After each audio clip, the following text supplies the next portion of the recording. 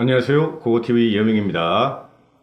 지금 이걸 찍는 시간이 10시인데요. 오늘은 제가 좀 바빴습니다. 오늘은 많은 동영상을 못 올리고 지금 어제 기사로 하나 올리겠는데요. 진중권과 조국, 그리고 조국과 공지영 이 3인에 대해서 좀 썰을 풀어보죠.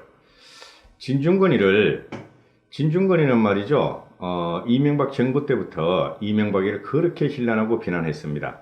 그리고 왜 그 이명박만 그렇게 비난하느냐? 또 박근혜 정부 시대는 박근혜를 그렇게 비난했었죠. 그런 진중권이가 한 말이 있죠. 나는 노무현 때도 김대중 때도 비난했다. 노무현이는 이명박만큼 비난하고 비판을 했다 하면서 근 10년 동안 진보 농객으로서 이명박, 박근혜 시대를 관통했죠. 그리고 진중권만큼 화려한 언변을 자랑하는 알릴레오의 유시민도 있었고, 근데 유시민은 지금 유럽으로 가서 2주라 그랬는데 이제 돌아올 때 됐는데 한번 보죠. 이제 돌아와서 어떻게 조국이가 지금 기소되고 구속에 기로에 섰는데 어떤 또 변명을 하고 개변을 넣을지 한번 보죠. 근데 진중권이는 어떻게 할까요? 조금 사람으로 봐주기로 우리 노력해 볼까요? 아니면 그냥 놔둘까요? 그대로 진보학자, 쉽게 말해 좌파 꼴통, 좌파 개변가로 놔둘까요? 근데 어제 진중권이가 정경심을 비난하는 것을 보고 조금 사람으로 봐주기로 노력했다 하는 게 제 생각입니다. 제가 조금은 사람으로 봐주려고 그럽니다. 오늘 제가 여의도 국회의사당에서 구글 코리아 실무진을 상대로 구글의 노땅 문제와 그리고 구글의 플랫폼 문제에 대해서 간담회를 갔다 왔어요. 한 2시간 동안 간담회를 했는데 거기서 제가 좀 말을 한 게 있어요. 왜 노딱이 이렇게 되고 그 다음에 검토 요청을 해도 거의 안 풀리고 한 10% 풀려요. 그 과거 것만. 그리고 매일매일 올리는 동영상에 대해서 검토 요청을 하면 다 100% 노딱이 유지된다. 그리고 구독자 수가 감소하고 수익은 제로다. 광고는 나오는 수익은 제로다 하고 일단은 자료를 주고 다른 분들이 이제 이야기하는 걸 많이 듣고 왔어요. 그게 이제 한국당의 비디오 특위위원장 박성중 의원이 주관을 한 겁니다. 그래서 의외로 고고TV를 또 많이 알더라고요. 자유우파 유튜버 분들이. 그런데 알면 뭐합니까? 지금 구독자가 안 늘고 있고 조회수가 현격하게 빠지고 있습니다. 자, 상세한 내용은 언제 기회 있으면 말씀드리고 그게 비공개로 진행됐기 때문에 제가 느낀 것은 그래요. 구글 코리아 측에서는 노력하겠다. 왜 이렇게 노딱이 붙고 AI가 불안전한지를 노력하고 본사하고 구글 본사 미국하고 상의를 해보겠다 그러는데 우리 우파 유튜버는 뭐가 문제냐면은 합리적인 의심을 하고 있어요. 왜 자유우파 유튜브에만 이렇게 노딱이 심하게 붙고 있는가? 그러면은 블랙리스트가 있는 게 아닌가 하고 의심을 하는 것이죠. 근데 거기에 대해서 명쾌한 답을 안 하고 그럴 리가 없다 하는 게 구글 코리아 측인데 일단은 잘 풀어보기로 했습니다. 그래서 기회 있으면 더 말씀을 드리고 나중에 말씀을 드리고요. 오늘은 진중권과 조국과 정경심 그리고 공정에 대해서 이야기를 해보죠. 진중권이가 서울대학교에서 배강 강좌라는 것을 열었는데 진리 이후 시대의 민주주의 아주 거창해요.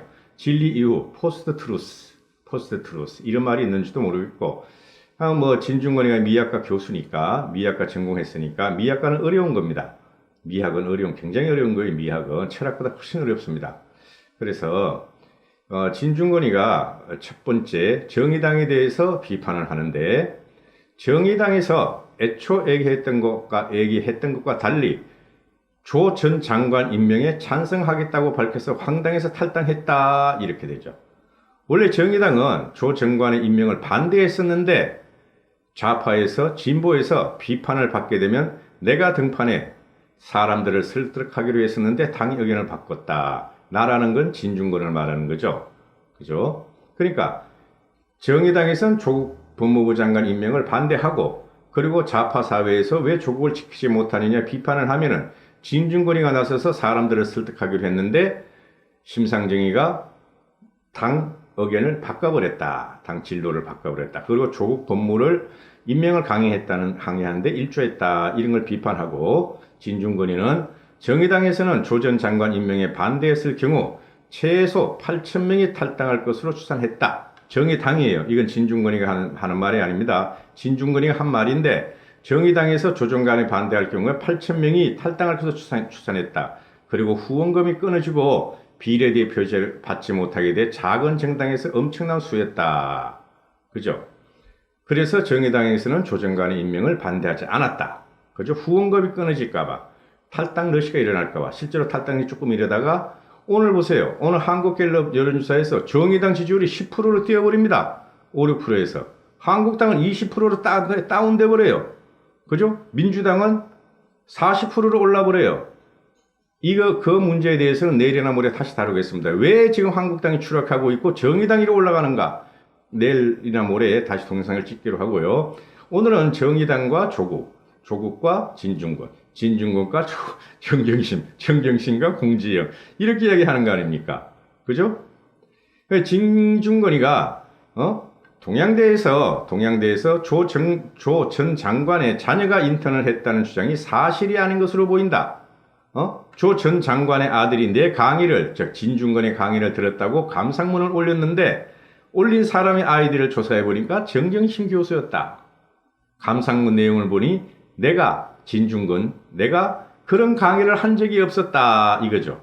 그러니까 이 정경심이라는 작자는 창조의 달인, 조작의 달인, 짜집기의 달인, 따먹는 달인 이렇게 나오죠. 진중권이가 따먹었다는 표현을 썼어요. 따먹었다. 진중권이 새로운 말투죠. 진중권이가 중편에서 이런 말 많이 합니다. 옛날에 토의할 때 보면은 요렇게도 하고 그래요. 진중권이는 나이 60이 다 됐어요. 진중권이가.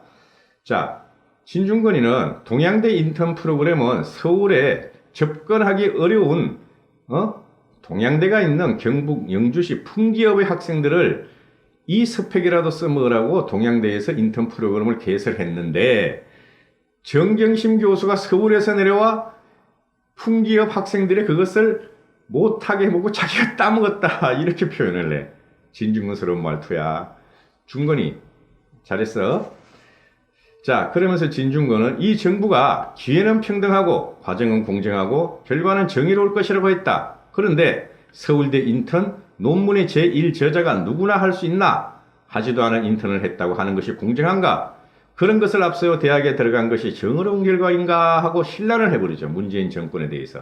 진중권이가. 또 우리 아이들, 동양대 학생들, 우리 아이들이 무슨 잘못을 했나? 우리 학생들은 표창장을 위조당한 피해자다. 이렇죠. 또 이 진중권이가 말이죠. 그러니까 뿔이 난 거야. 열불이 난 거야.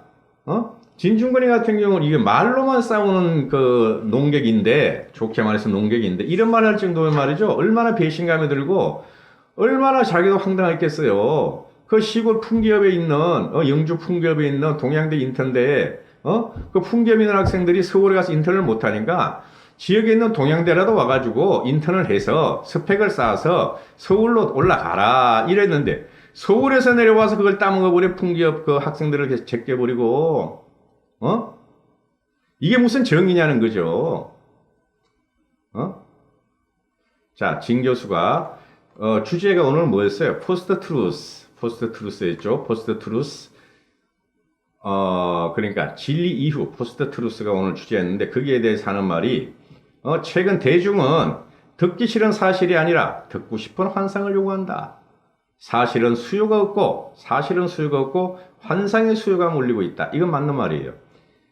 지금 자나 우나 자기한테 듣기 싫은 소리는 안 들으려 그래. 이걸 갖다가 확정 편향이라도 하고 언론에서는 진영 논리라고도 해요. 그래서 자기가 좋아하는 것만 들어. 자기가 좋아하는 유튜브만 들어. 이러면 안 된다는 거죠. 자기가 좋아하는 유튜브만 봐. 이러면 안 된다는 거죠. 우리가 아무리 우파라고 자유우파하지만은 좌거도 봐야 되고 좌도 우거를 봐야 되고 그리고 좋은 점을 갖다가 차용을 해야 되는데 이놈의 나라가 어떻게 된 게 완전히 반쪽도 아니야. 3분의 1, 40%로 갈려져 있어 지금. 큰일 난 거죠 지금. 요거는 맞는 소리 했어요. 자, 이러니까 우리의 그 유명한 공지영 작가가 딱 또 튀어나와서 솔직히 진 교수와 조국 장관님 부부 오랜 친구로 아는데 두 분의 심적 충격이 급증된다. 두 분의 심적 충격 누구? 조국 부부. 내 친구가 나도 아니고 내 아들을 공개적으로 비하했다면 이래요. 누가? 조기가 만약에 진중권의 아들들을 비하했다면 진중권의 마음 어땠을까? 이런 말이죠. 그리고 공지영이는 망나니처럼 칼을 휘두르고 있는 검찰이라는 집단에게 단 일의 지생을 기대할 수 있을까? 꼴까벌하네. 내가 볼 적에 공지영은 지성인이 아니야. 공지영은 지성이 아니야. 머리 풀고 돌아다니는 여인 같아. 머리 풀고 거리를 헤매는 여인 같아요. 절대 지성의 지자도 없어요. 공지영이는. 아무리 봐도 그래. 희한해. 이런 자가 어떻게 진보 좌파의 소설가면서 진보 좌파의 추앙을 받고 진보 좌파의 선봉장에 서는지 나는 이해가 안 됩니다. 저는 이해가 안 됩니다. 여러분은 이해되세요? 공지영이는 그 칼에 죽어간 사람들 중에 더러 애국자 영웅 성인 성녀가 있었지만 역사상 망나니들이 행복했던 예는 없다. 무엇을 위해 사는지 단 1분이라도 멈춰 생각해보라. 이걸 갖다 검찰이 할 소리가 아니죠. 문재인 정권, 문재인 대통령한테 할 소리죠. 이거는. 그렇지 않습니까? 골 때립니다. 골 때립니다. 우리 공지영 씨는. 공지영 씨는, 어떻게 이렇게 자주 나오는지 몰라. 나중에 큰 코 다칩니다. 한번 보십시오. 큰 코 다치. 그 대깨문이라 그러는데, 언제까지 문재인을 지지하는 사람들이 그 정신 상태로 있을까 하는 거죠, 저도. 그 친구들도, 그분들도 곧 정신을 차리는 날이 올 것이다. 그것이 국민의 힘이다. 우리가 그 힘을 보여주고 전체 사회 분위기가 문재인은 안 돼. 문재인은 지금 이상해. 이렇게 계속 몰고 가면은 당연히 그쪽의 진영에 합류한 친구들도 탈출을 조금 더 할 것이다. 저는 그렇게 기대해요.